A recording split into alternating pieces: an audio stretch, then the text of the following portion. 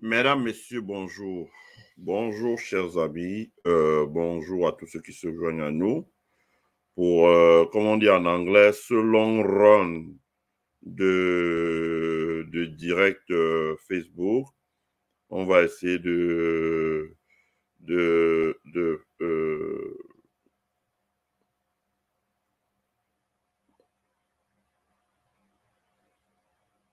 donnez-moi un instant. Ouais, on va essayer de couvrir beaucoup de sujets. Ce ne sera pas un seul direct, il y en aura plusieurs. Ceux qui ne peuvent pas regarder là maintenant ont la possibilité de le regarder en différé après sur notre compte YouTube de préférence, parce que c'est là que vous retrouvez facilement tous les directs que nous avons faits précédemment. Voilà. Donc, je vous demande de nous donner un coup de main pour partager. C'est très important. Donnez-nous un coup de main pour partager. Comme j'ai mis là. Vous savez, chaque média a son avantage et son inconvénient. L'avantage des médias mainstream, c'est-à-dire quand vous allumez votre télévision, c'est que vous n'avez pas besoin de faire le diffuseur. La télévision est en même temps diffuseur, donc ils n'ont pas besoin de faire grand effort. Il suffit que vous allumez votre poste de télévision, vous avez accès à cela. Donc, sur le canal en question, vous avez accès à cela. Maintenant, pour un média comme le média social que nous sommes, on a plus de liberté d'expression, on a moins de filtres, comme on dit, on a une capacité de réaction qui est rapide par rapport aux événements, mais on a un inconvénient, c'est que il faudrait que les gens partagent sur plusieurs plateformes pour que les gens aient accès à cela. Donc, j'encourage vraiment ceux qui regardent nos présentations à partager sur Facebook, à partager sur Telegram, à partager sur WhatsApp, dans les groupes, sur les pages, etc., pour que le plus grand monde ait accès à cela. Mais également, encouragez vos amis à s'abonner sur notre chaîne YouTube, à vous abonner sur notre chaîne YouTube. Vous vous abonnez sur notre chaîne YouTube, vous activez la petite cloche. Quand vous avez activé la cloche, chaque fois que nous sommes en direct, vous êtes prévenu par un signal que nous sommes en direct et donc, vous pouvez suivre les présentations ou en profiter, mais également partager avec vos amis. Voilà. Donc, ceux qui nous regardent sur YouTube, mettez le like. Mettez le like. Quand vous mettez le like, ça permet à YouTube de upgrade notre chaîne. Ça veut dire que ça permet à YouTube de faire que notre chaîne soit visible par le plus grand monde. Donc, ça permet d'augmenter la communauté de personnes qui suivent notre direct. Et puisque la communauté de personnes qui suivent notre direct augmente, donc ça permet également à vous aussi de pouvoir profiter de cela. C'est important. Je tenais à le dire. Donc voilà, aujourd'hui, on est en forme pour vous faire plusieurs présentations, que vous soyez là ou pas, qu'il y ait des gens ou pas. Donc, on les fera les présentations parce que, comme je dis souvent, j'observe que quand on a fini une présentation, par exemple, YouTube nous dit il y a 400 personnes qui ont vu, 400 vues, comme on dit d'habitude. Et quand je reviens un mois pour regarder la même présentation, je me rends compte que c'est 14 000 personnes qui ont vu. Ça veut dire que beaucoup de personnes, en tenant compte du décalage horaire, sont très fidèles à notre chaîne et regardent ce que nous disons ou nous faisons après coup. Ça veut dire après que nous ayons fini de le faire. Malgré tous nos efforts, nous n'avons pas assez de force, permettez-moi l'expression, pour lutter contre le décalage horaire, parce que le décalage horaire, c'est ça qui est vraiment notre bête noire. Donc c'est de ça qu'il s'agit. Aujourd'hui, nous allons parler de la pénurie de carburant. Nous allons parler de la pénurie de carburant. Nous allons parler de la pénurie de carburant, le carburant qui est en pénurie dans notre pays. Mais pas que le carburant, parce que au moment où nous pensions au carburant, est venu s'ajouter d'autres problèmes, en l'occurrence la pénurie d'eau et d'électricité. Voilà, donc en ce moment, dans un pays comme le Cameroun, il n'y a pas assez d'eau et d'électricité. Les populations n'ont pas d'eau, les populations n'ont pas d'électricité, c'est coupé. Donc, on va parler aussi de ça. On en dira un mot parce que ça affecte énormément les ménages et ce n'est pas du fait du hasard que nous soyons arrivés là. Donc, nous allons parler de ça. Nous allons parler de ça. Nous allons vous donner les clés. C'est-à-dire, quand je dis parler de ça, ça veut dire que notre travail ici, c'est de vous donner les clés pour comprendre ce qui se passe. Donc, c'est de ça qu'il s'agit. Les clés pour comprendre. D'abord, une pénurie. La pénurie, ici, il faut que j'explique le mot pénurie, c'est lorsque la demande n'est pas satisfaite par l'offre. Ça veut dire que les consommateurs, il y a une demande de carburant pour les gens qui font du transport urbain, les taxis, les motos. Ce sont les principaux grands consommateurs de carburant. Il y a une pénurie de carburant pour les ménages, les personnes qui ont leur véhicule individuel, qui doivent l'utiliser pour se rendre au travail, pour se rendre au village, à l'ouest, etc. Il y a une pénurie de carburant pour le transport interurbain. Ça veut dire que les gens qui partent de Douala pour Yaoundé, etc. Il y a une pénurie de Douala, Yaoundé, Ngaoundéré, Garoua, Maroua, Douala, Maroua, etc. Il y a une pénurie de carburant pour les transporteurs de marchandises par camion. Par exemple, les gens qui chargent les marchandises à Douala pour aller à Bangui. Jusque-là, voilà.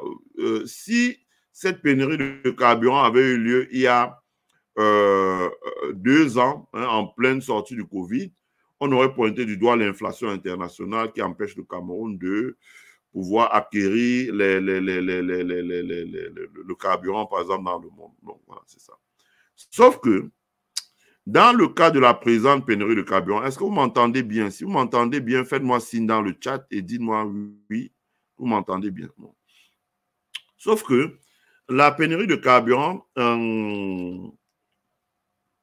la présente, elle est, si vous voulez, partagée, hein, partagée pendant que je parle, s'il vous plaît.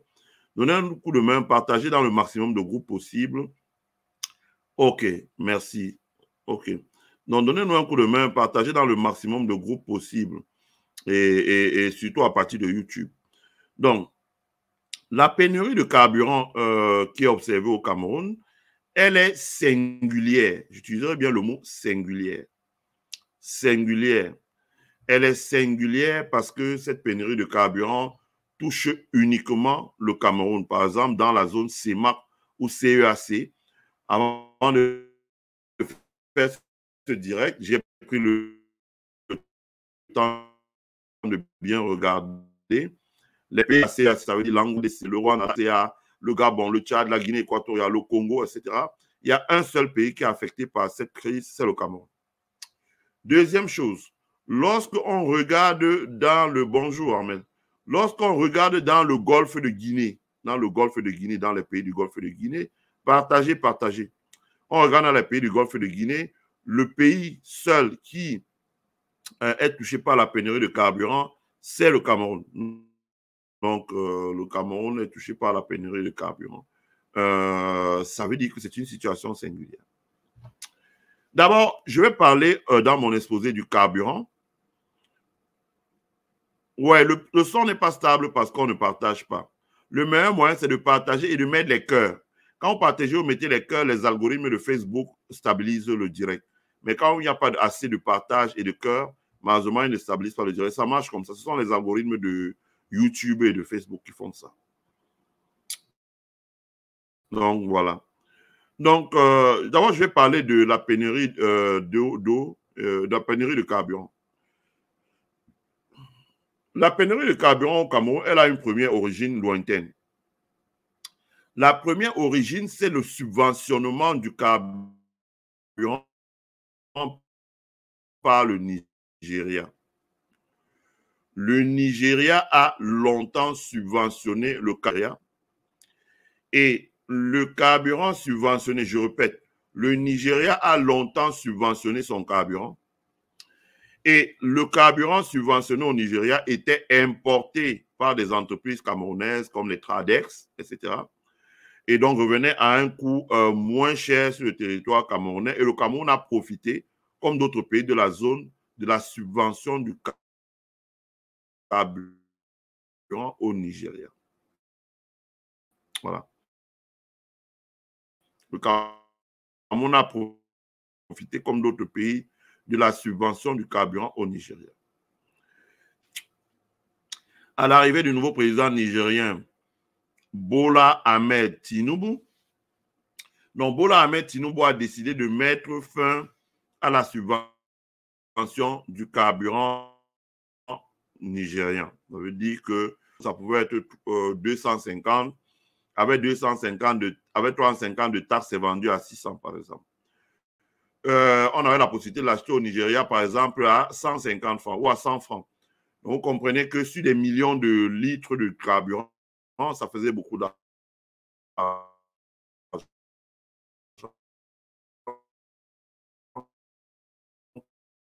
Nous économisions.